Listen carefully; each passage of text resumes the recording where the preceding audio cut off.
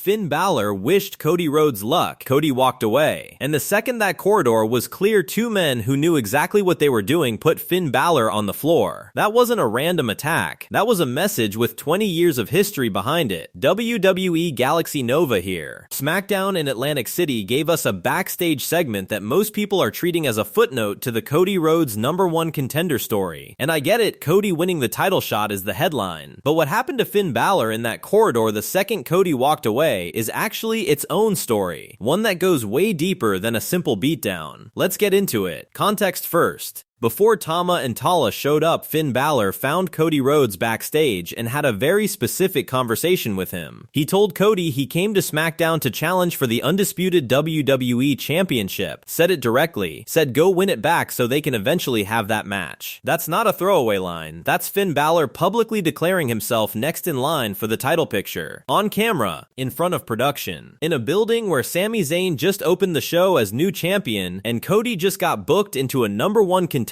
match for that same championship. Balor didn't stumble into that conversation. He sought Cody out specifically to plant a flag. I'm here. I want that title. Go earn the shot so we can do this properly. Cody walked away to prepare for his match. And the second he turned that corner, Tama Tonga and Talla Tonga appeared from the other direction and dropped Finn Balor where he stood. Here's where this gets genuinely interesting, because this attack isn't between strangers. Tama Tonga founded Bullet Club in New Japan Pro Wrestling in 2013, built it from the ground up, and one of the earliest members, one of the men who helped turn Bullet Club from a faction into a global phenomenon, was Finn Balor, then known as Prince Devitt, the man whose contributions to that group in its earliest days helped establish the template for everything Bullet Club became. These two men share history that predates anything happening in WWE right now, history that goes back over a decade across 2 continents and multiple promotions. They didn't just happen to be in the same company at the same time, they were in the same faction during one of the most culturally significant runs in international wrestling history. And on SmackDown in Atlantic City, Tama Tonga, who just walked out on Solo Sikoa's Mift, who just had a confirmed backstage moment with Finn Balor 2 weeks ago on the same show where Solo fell apart, blindsided him the second Cody Rhodes' back was turned. That's not a random target. You don't blindside a Bullet Club founding member without it meaning something specific. If you're already feeling the depth of this one, drop a like and subscribe to WWE Galaxy. Helps this channel keep digging past the surface on stories like this. Now, the specific timing of this attack is worth sitting with for a second. Tama and Talla just left Solo Sikoa, publicly in London, in front of everyone. They invoked the elders, walked away, and on their first SmackDown after that, they're not rebuilding quietly. They're not laying low while they figure out their next move. They walked straight into a backstage corridor and dropped the man who just declared himself a future title contender. That tells you Tama and Talla aren't in transition. They're in business. They're operating as an independent force that answers to nobody right now, and they're using that freedom to start marking territory immediately. The question nobody has answered yet is why Finn specifically. There are other people on that SmackDown roster who have positioned themselves around the title picture. Tama walked past all of them and chose the man he built his career alongside in New Japan. 2 possible reads. First, Tama sees Balor as a threat to whatever they're building next and wanted to establish dominance before Finn could gain momentum. Second, and this is the more compelling version, this is personal. This is Tama making a statement about who Finn Balor is in 2026 versus who they were together in 2013.